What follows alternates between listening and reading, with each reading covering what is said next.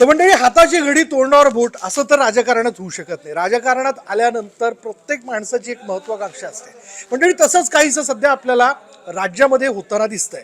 आधी मतमोजणी, त्यानंतर आलेला निकाल, त्याबद्दल झालेली चर्चा आणि अर्थात मंत्रिमंडळ विस्तार या विषयाला घेऊन मोठी चर्चा खरं तर आत्ता या क्षणापर्यंत करण्यात आली. म्हणजे कोणाला कोणती कोणती मंत्रिपदं, मंत्रिपदाचे चेहरे कोण असणार याविषयी चर्चा होत असताना काही नावं जी होती ती आपसुकच घेतलं जात होती. म्हणजे त्यांना मंत्रिमंडळामध्ये स्थान मिळेल असं आवर्जून सांगितलं जात होतं. त्यापैकी एक नाव म्हणजे अर्थातच राज्यातले दिग्गज असे नेते छगन भुजबळ.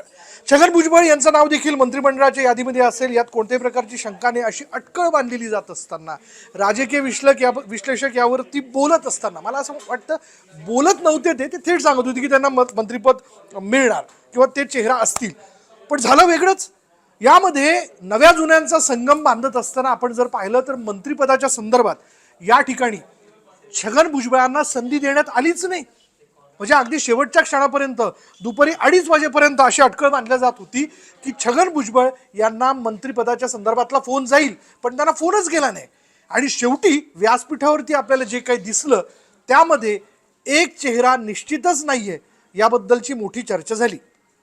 हे का घडलं असावं, याच्या पाठीमागची नेमकी काय कारण असावी याविषयी आता चर्चा होत राहील. चांदा ते बांधा ही चर्चा होते. पण मुद्दा असा आहे की छगन भुजबळ हे केवळ राज्यापुरता असणारे दिग्गज नेते नाही आहेत मंडळी. छगन भुजबळ हे सबंध भारतातले दिग्गज नेते, ओबीसी वर्गाचा एक फार मोठा चेहरा आहे. तुम्हाला सगळ्यांना आठवण करून देतो की हेच ते छगन भुजबळ आहेत ज्यांनी देशभरात ओबीसींच्या शेकडो सभा घेतल्या होत्या समता परिषदेच्या माध्यमातून. आणि भुजबळांची नेमकी काय ताकद आहे हे बिहार, राजस्थान आणि इतर राज्यांमध्ये आपल्याला दिसून आलं होतं. लाखांच्या सभा ज्या आहेत त्या छगन भुजबळांच्या ओबीसी वर्गाला घेऊन तिथं झाल्याचं बघायला मिळालं होतं, ज्याला खुद्द त्यांचे गुरु शरद पवार यांनी देखील मांडलं. आणि त्यावेळी खरं तर भल्या भल्या मोठ्या राजकारण्यांना छगन भुजबळांची ओबीसी वर्गाच्या संदर्भातली असलेली ताकद बघून धडकी भरली होती. मधल्या सगळ्या काही कालावधीमध्ये जर आपण पाहिलं त्यांच्यावरती घोटाळ्यांचे आरोप होणं, तसं छगन भुजबळांवरती घोटाळ्यांचा आरोप होण्याची ही काही पहिली वेळ नव्हती. आपल्याला सगळ्यांना माहिती आहे की तेलगी घोटाळ्यामध्ये देखील तेलगीचं जे स्टिंग ऑपरेशन झालं होतं, तेलगीची जी टेस्ट करण्यात आली होती, नार्को टेस्ट, ज्यामध्ये तेलगीने छगन भुजबळांचं नाव घेतलं होतं. त्याने असं म्हटलं होतं की राज्यातले खूप मोठे मोठे नेते या सगळ्या याच्यात सहभागी आहेत. आणि त्यांनी भुजबळ असं नाव घेतल्यानंतर एकच ससेमिरा जो आहे माध्यमांचा तो छगन भुजबळांच्या मागे लागल्याचं आपण पाहिलं होतं, ज्याला छगन भुजबळांना उत्तर देता देता पुरेवाट झाली. आणि त्याही वेळी प्रफुल्ल पटेल यांनी नकळत त्यांचा घेतलेला उपमुख्यमंत्री पदाचा राजीनामा हा देखील किस्सा सर्वश्रुत आहे. मग पाहिलं तर अर्थात मग महाराष्ट्र सदन घोटाळ्यामध्ये देखील त्यांच्यावरती आरोप झाले. मधला काही कालावधी जो आहे तो मोठा कालावधी त्यांना तुरुंगामध्ये काढावा लागला. ज्यावेळी छगन भुजबळ यांच्या आरोग्याची झालेली वाताहत आणि या विषयाला घेऊन जेव्हा कोणीच दखल घेत नाही तेव्हा छगन भुजबळांच्या वतीने बोलणारे समर्थक वारंवार पुढे आल्याचं आपण पाहिलं. ज्यातनं छगन भुजबळांनी एक खेळी अशी केली की त्यांनी पवार कुटुंबाला या विषयाला घेऊन बोलायला लावलं. आणि खुद्द शरद पवारांनी याबद्दलचं पत्र जे होतं ते अर्थात सरकारला पाठवलेलं होतं की छगन भुजबळांच्या प्रकृतीच्या विषयाला घेऊन काही बरं वाईट झालं तर त्याला सर्वस्वी जबाबदार तुम्ही असाल. मग नंतर पुढे तारीख पे तारीख त्यांच्या जामिनाच्या संदर्भातली होत असताना छगन भुजबळांना अखेर जामीन मिळाला. मला आत्ताच्या पिढीचा पत्रकार म्हणून मी छगन भुजबळांना जेवढं जवळून पाहिलेलं त्यातनं मला एक निश्चितपणे कळतं की छगन भुजबळांना कधी काय बोलावं आणि त्याचे पडसाद काय उमटू शकतात आणि त्यातनं पुढे काय करावं हे निश्चितपणे कळतं, निश्चितपणे समजतं. म्हणून त्यांना एक हुशार आणि धुरंधर राजकारणी म्हणून ओळखलं जातं.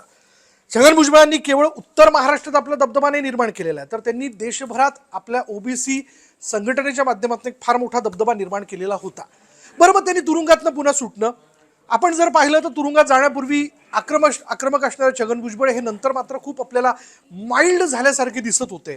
पण पुन्हा एकदा अजितदादांबरोबर जाऊन त्यांनी मंत्रिपदाची माळ आपल्या गळ्यामध्ये पाडून घेतली. भले म्हणजे छगन भुजबळांनी उपमुख्यमंत्रीपद उपभोगलेलं आहे, गृहमंत्रीपद छगन भुजबळांकडे होतं, सार्वजनिक बांधकाम मंत्रीपद भुजबळांकडे होतं आणि त्यावेळी अन्न व नागरी पुरवठा मंत्रीपद त्यांना का देण्यात आलं किंवा हे हे हे तसं बघायला गेलं तर त्यांच्या दृष्टीने, त्यांच्या कारकिर्दीच्या दृष्टीने तसं फार काही चर्चेत नसणारं खातं त्यांना का देण्यात आलं याबद्दलही मोठी चर्चा झाली होती. पण छगन भुजबळांनी तेव्हाही तक्रार केली नाही, ते खातं गोड मानून आपल्याकडे घेतलं आणि अर्थात काम देखील केलं. छगन भुजबळ बोलत नव्हते, कोणत्याही प्रकारची तक्रार करत नव्हते, याचा अर्थ ते शांत होते का? तर नाही. ईडीची त्यांच्याबद्दल सुरू असणारी चौकशी, त्यांच्या मालमत्तेवरती आलेली जप्ती आणि एकूणच त्यांच्या राजकारणाला लागलेला धक्का, यातनं ते स्वतःला सावरत होते आणि पुन्हा एकदा नव्यानं मोर्चे बांधणी करत होते. अर्थात या सगळ्याच्या मध्ये अजितदादांबरोबर ते गेले, त्यांनी आपली वाट निवडली. पण या सगळ्या याच्यात शरद पवारांशी मात्र ते निश्चितपणे संलग्न राहिले होते, शरद पवारांशी संवाद साधत होते.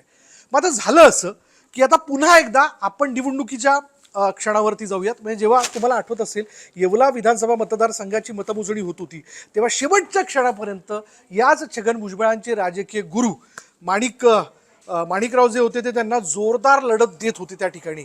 आणि सुरुवातीला आपण जर पाहिलं तर माणिक जगताप यांचा लीड जो होता तो साधारण 20-25 हजाराच्या आसपास होता.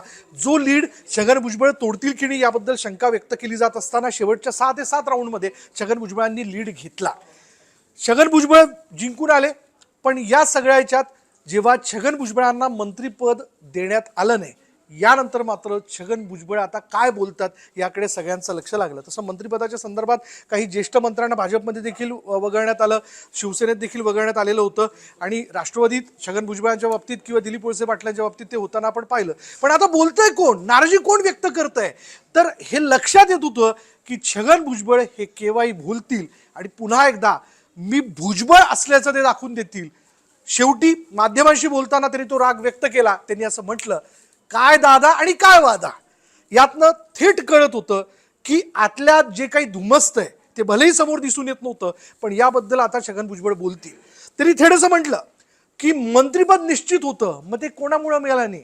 म्हणजे देवेंद्र फडणवीस माझ्याबद्दल आग्रही होते, मग असं असताना ते कुणी नाकारलं हा प्रश्न देखील त्यांनी उपस्थित केला. आणि हा प्रश्न उपस्थित करत असताना पक्षामध्ये सुनील तटकरे आणि त्याचबरोबर आपण जर पाहिलं तर अजितदादा आणि प्रफुल्ल पटेल हे निर्णय घेतात.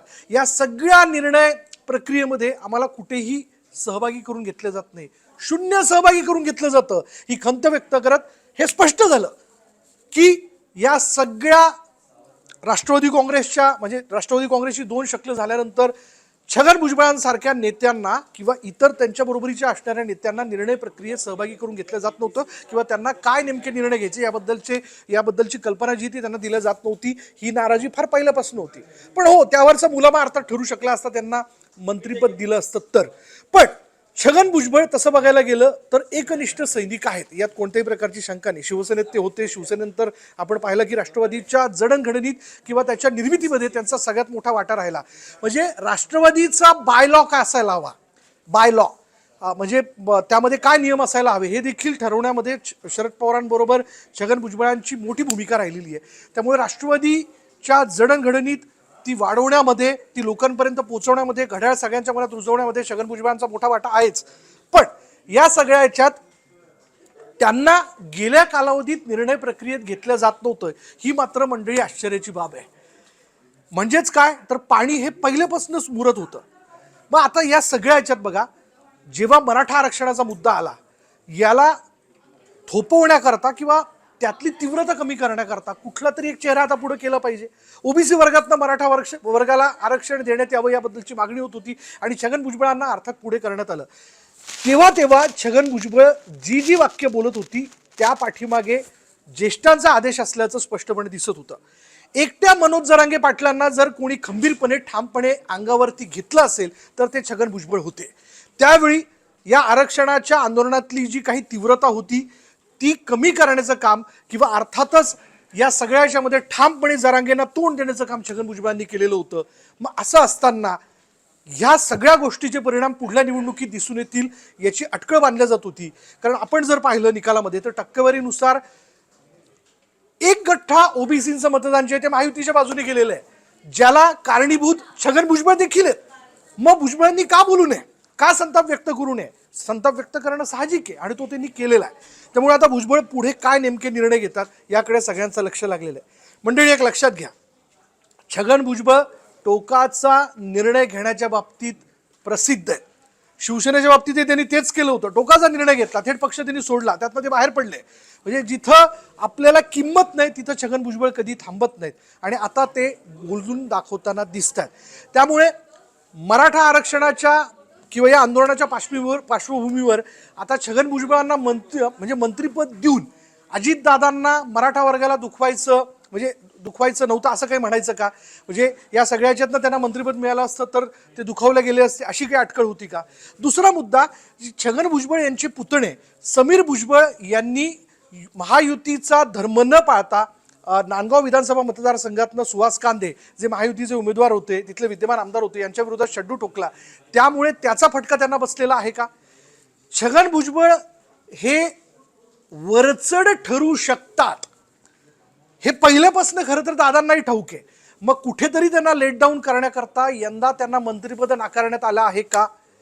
या सगळ्या मुद्द्यांचा विचार जो आहे किंवा त्याची चर्चा जी आहे ती चांदा ते बांदा होताना दिसते मंडळी. त्यामुळे आता वाट बघायची की छगन भुजबळ काय करू शकतात. एक प्रसंग जाता जाता मी सांगणार आहे. मला आजही आठवतं, मी सिंहस्थ कुंभमेळा नाशिकचा कव्हर केला होता आणि तेव्हा कुंभमेळ्याच्या नियोजनाची बैठक अटेंड करण्याकरता पालकमंत्री गिरीश महाजन त्या ठिकाणी आलेले होते, कलेक्टर होते, मी कलेक्टरांचं नाव घेत नाही, पण छगन भुजबळ देखील आमदार म्हणून या बैठकीला आले. भुजबळांची ताकद काय असू शकते बघा, भुजबळांची ताकद खूप मोठी आहे.